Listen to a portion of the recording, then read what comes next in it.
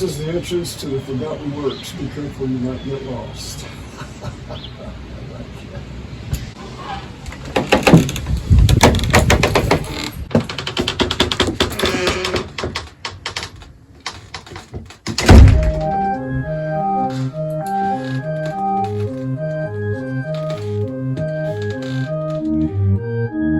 Well, today we're at Driftless Books and Music.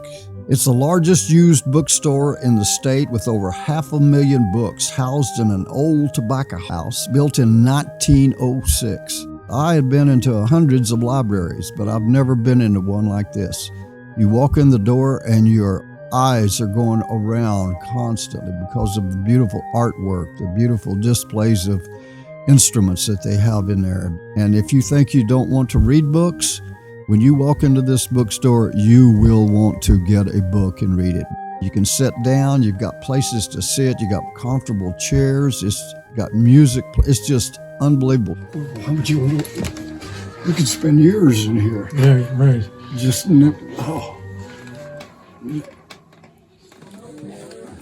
Well, you have to understand one thing. I'm the dumbest and stupidest person on the face of the earth. I have a 6th grade education, and it took me a long time to really get to a point where I wanted to read books. But when I was real young down on the Red River in Oklahoma, there was this lawyer out of Oklahoma City that moved down there in this old cabin, and everybody was terrified of him. He run around with a shotgun on his back of his shoulder and shooting rabbits because he was, believe it or not, real poor. And one day he came up on to me and he asked me if I would like to come over to his cabin and sit down and have a chat with him. So I did, and I went over there, and when I walked in, his cabin was just lined with books all over the place. He asked me, he said, "Do you read?" And I said, "Well, not very good." He said, "Well, I've got a book that I think you'd enjoy." And he handed me this book called The 7 Pillars of Wisdom by Sir Lawrence of Arabia. And I thought, man, that's a big, thick book. But you know, I went home and I read that book, and it was the first one I'd ever really completely read.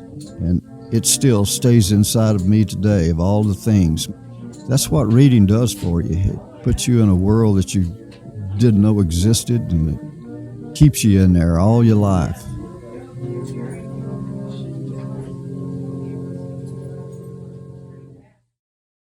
I first started writing actually after I read The 7 Pillars of Wisdom. I was very young at that point. I was maybe 8, 9 years old when I first started writing stuff.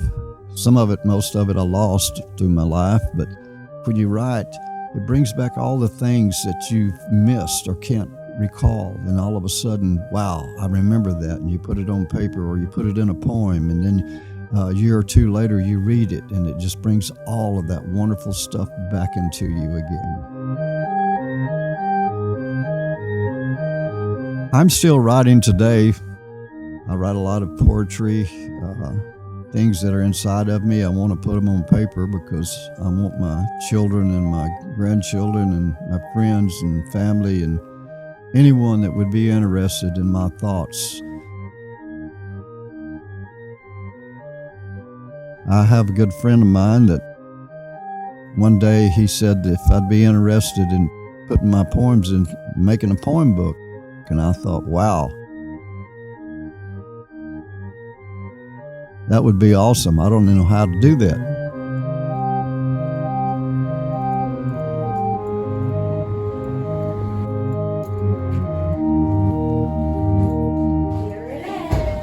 I currently have a poem book that just come out here in the last week. It's mostly based on my life. I wrote it basically for my grandchildren and my children to let them know who their father was. Cowboy all the life, and I just wrote this poetry book up there on the counter. Okay. And but when I came here, I felt like I was back in the 60s again.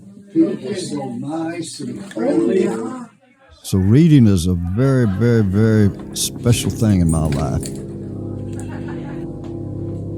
Words put put on paper for people to perceive them, and you perceive them in different ways, but you've got to open up your mind and your heart to listen to what people are putting on paper.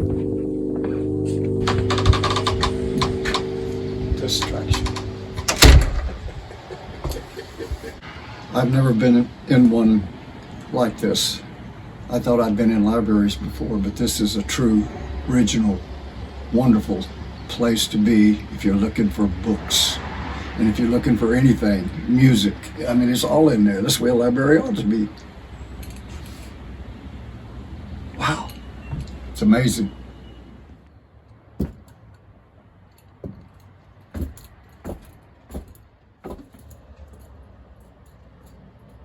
(1906)